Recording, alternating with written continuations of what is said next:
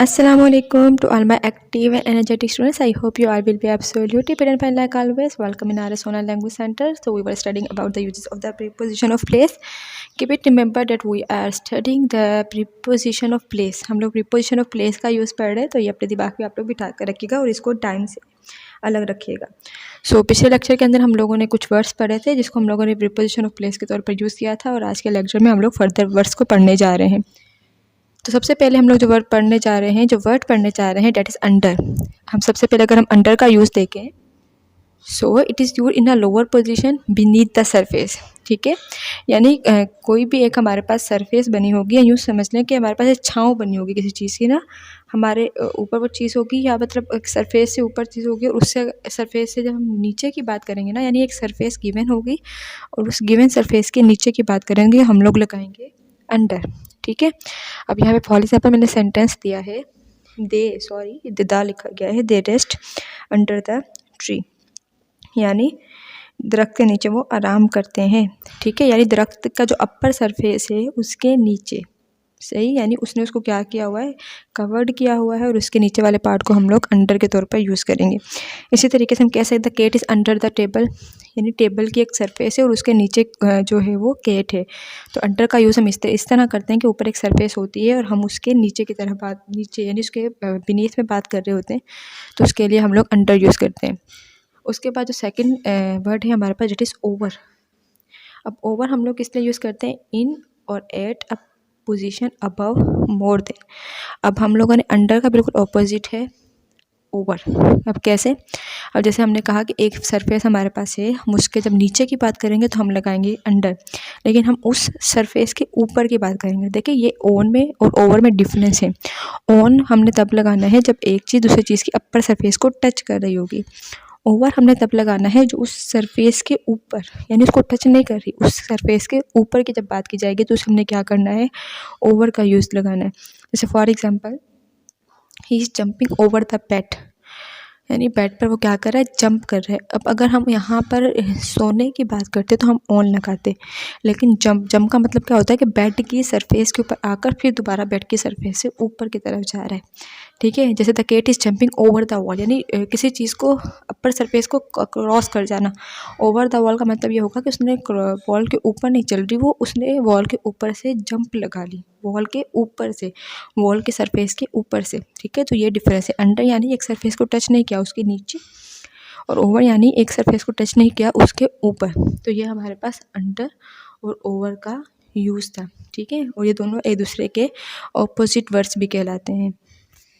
अब अंडर और ओवर के बाद हम लोग जो अगले वर्ड्स पढ़ने जा रहे हैं उसको चेक कर लेते हैं। इसके बाद हम लोग पढ़ने जा रहे हैं बिलो और अबव। ये दोनों भी एक दूसरे के ऑपोजिट वर्ड हैं। आप लोगों को मेरी हैबिट का पता है कि मैं मोस्टली पेयर्स में पढ़ाती हूँ। पेयर्स में पढ़ाने का रीज़न ये होता है कि पेयर्स में पढ़ाई गई चीज़ें हमें याद बहुत अच्छे तरीके से रहती हैं।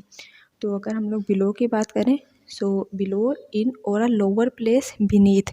अंडर में और बिलो में क्या डिफरेंस होगा कि अंडर जो है वो कवर कर रहा होगा किसी चीज़ को, और बीनीथ का मतलब ये होगा कि हम उसकी और लोअर, मतलब एक लेयर से हट के समझ लें दूसरी लेयर की तरफ जा रहे हैं, या समझ लें मोर अंडर कह लें आप इसको। ठीक है, वहाँ पे हम लोग बिलो का वर्ड यूज़ करते हैं। For example, they place their gift below the table.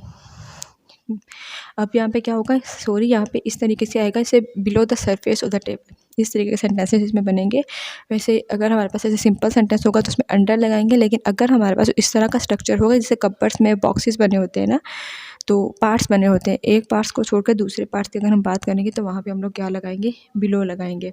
ठीक है, इसके सबसे बेस्ट एग्जांपल ये है, अगर हम इस एग्जांपल को हट दें तो सबसे बेस्ट एग्जांपल ये है कि वाटर। ठीक है, वाटर को आप बोल सकते हो कि बिलो द टेम्परेचर बोल सकते हैं, यानी एक हमारे पास एक गिवन चीज़ है, एक लेयर ऑलरेडी है, लेकिन उससे भी अगर हम जब नीचे की तरफ की बात करेंगे तो हम लोग बिलो लगाएंगे। अब अबव का मतलब होता है ओवरहेड, यानी एक चीज़ के ऊपर दूसरी चीज़ पड़ी हुई है। ठीक है, कैसे, there is a layer above the surface of the earth, यानी एक सरफेस ऑलरेडी है। ऑन में और अबव में क्या डिफरेंस है कि ऑन में हम उसी सरफेस को टच कर रहे हैं, लेकिन अबव में क्या है कि एक सरफेस ऑलरेडी है, उस सरफेस के ऊपर की बात कर रहे हैं। ठीक है, और उसमें और इसमें कैसे डिफरेंस करेंगे हम लोग, जो हम लोगों ने अभी पढ़ा है पीछे, ओवर में, ओवर यानी उस सरफेस के ऊपर, अबव यानी एक सरफेस को छोड़ के उसी सरफेस के साथ दूसरी, ठीक है। So there is a layer above the surface of the earth, surface earth के सरफेस के ऊपर एक और लेयर है, ठीक है। आप सेल वॉल और सेल मेम्ब्रेन का सिंपली कॉन्सेप्ट पढ़ते हैं ना, तो आप उसके लिए भी समझ लें कि सेल मेम्ब्रेन को छोड़कर जो उसके ऊपर जो है ना सेल वॉल, उसके लिए आपने अबव का वर्ड यूज़ करना है। जैसे there is another layer above the cell membrane called cell wall, ठीक है। तो आई थिंक ये वाली एग्जांपल जो है वो ज़्यादा सूटेबल आपको समझ में आ गई होगी।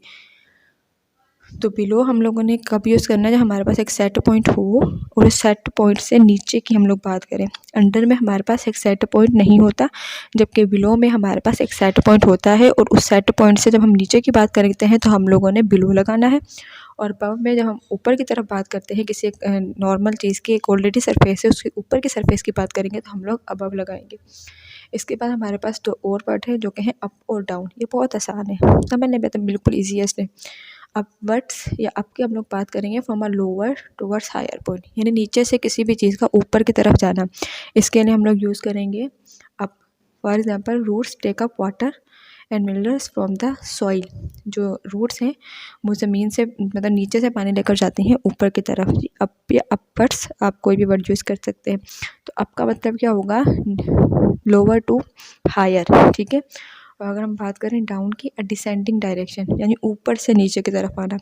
ये दोनों भी एक दूसरे के ऑपोजिट हैं, ठीक है। सो stone was coming down from the हिल, यानी अब हिल है, पहाड़ी है, वो ऊपर वाला इलाका है, ठीक है। ऊपर वाला एरिया है, उससे जो स्टोन है वो नीचे की तरफ आ रहा है। तो हमारे पास जो अप है वो असेंडिंग ऑर्डर के लिए है, असेंडिंग डायरेक्शन के लिए है, और डाउन जो है हमारे पास डिसेंडिंग डायरेक्शन के लिए।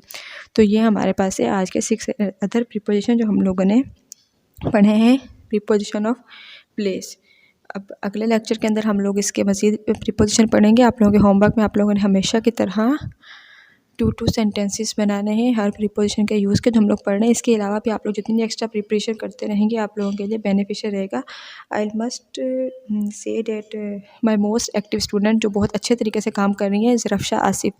आई like her so much because of her work. आप लोग भी ऐसे हार्ड वर्क करते रहें और अपना काम जो है वो कंटिन्यू रखें। इंशाल्लाह आप लोगों को इंग्लिश ग्रामर के अंदर किसी भी किस्म की फ्यूचर में कोई प्रॉब्लम नहीं होगी। आप लोगों के लिए सब टेस्ट बहुत ज़्यादा आसान होने वाले हैं। अपना होमवर्क सब टाइम पर सबमिट करवाइएगा। अगर आपको कोई भी क्वेश्चन करना हो या कोई भी इशू हो तो हम मुझसे किसी भी कॉन्टैक्ट कर सकते हैं। I am there for you. अपना बहुत सारा ख्याल रखिएगा। अल्लाह हाफ़िज़।